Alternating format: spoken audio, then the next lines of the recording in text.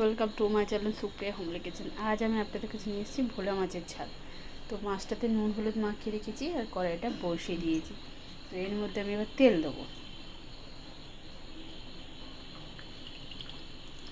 মাছটা ভাজার জন্য তেল দিয়ে দিলাম।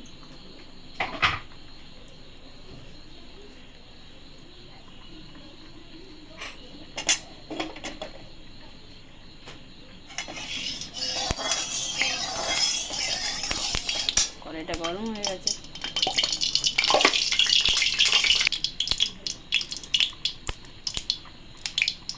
কড়াইতে নুন দিয়ে দিই।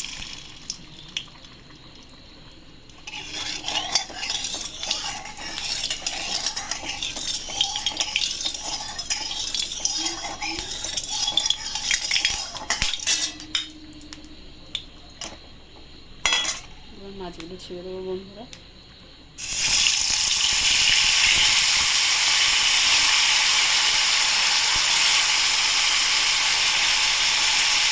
মাছগুলো দেখুন বন্ধুরা, এক পাশ উল্টে দিয়েছি।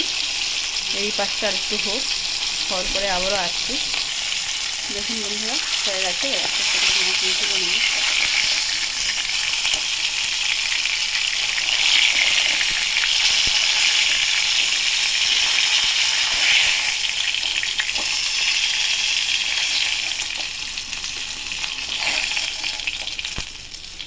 আর দুটো আছে, একটা মাথা আর একটা ভেজে দেবো ভালো করে। তো বন্ধুরা দেখুন, মাছটা ভাজা হয়েছে। এবার এই তেলের মধ্যে পেঁয়াজ দিয়ে দিলাম।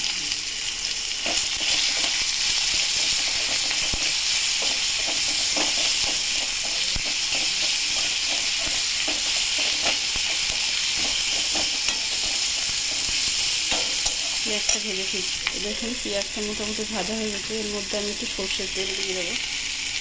সামান্য একটু সর্ষের তেল দিয়ে দিলাম। দিয়ে দিয়ে 4-5 কোয়া রসুন খেতে করে রেখেছিলাম, সেটা দিয়ে দিলাম।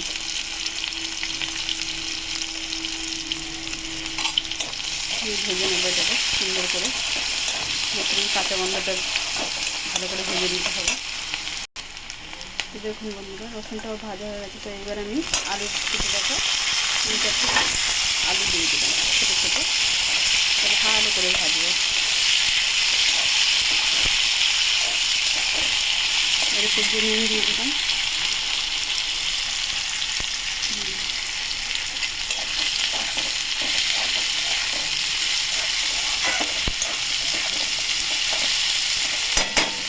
পরে দেখুন বন্ধুরা, আলুটা আমার ভাজা হয়ে গেছে।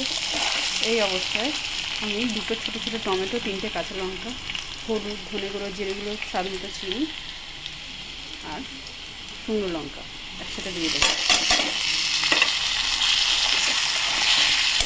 গ্যাসটা আস্তে দেবো।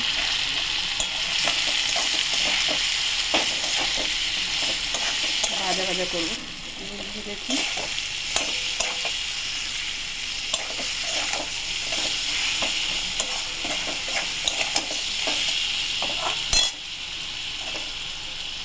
রান্না গন্ধ হয়ে যাচ্ছে। সামান্য একটু জল দিলাম।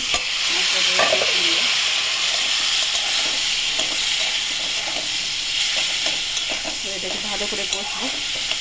কষে ফিরছি। মশলার গন্ধ চলে গেছে বন্ধুরা। এবার আমি মধ্যে জল ঢেলে দেবো।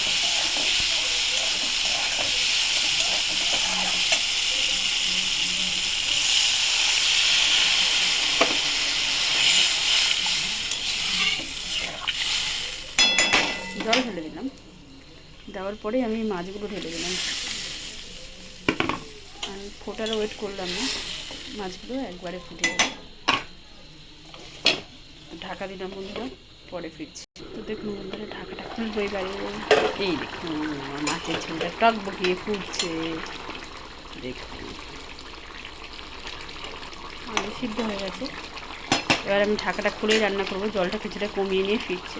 তো দেখুন বন্ধুরা, আমার রান্নাটা কমপ্লিট হয়ে গেছে। তো আপনারা ট্রাই করবেন। ট্রাই করে কমেন্ট সেকশনে কমেন্ট করে আমাকে জানাবেন আমার রান্নাটা কেমন হয়েছে। আর আমার চ্যানেলটা লাইক অ্যান্ড সাবস্ক্রাইব করে দেবেন। Thank you for watching.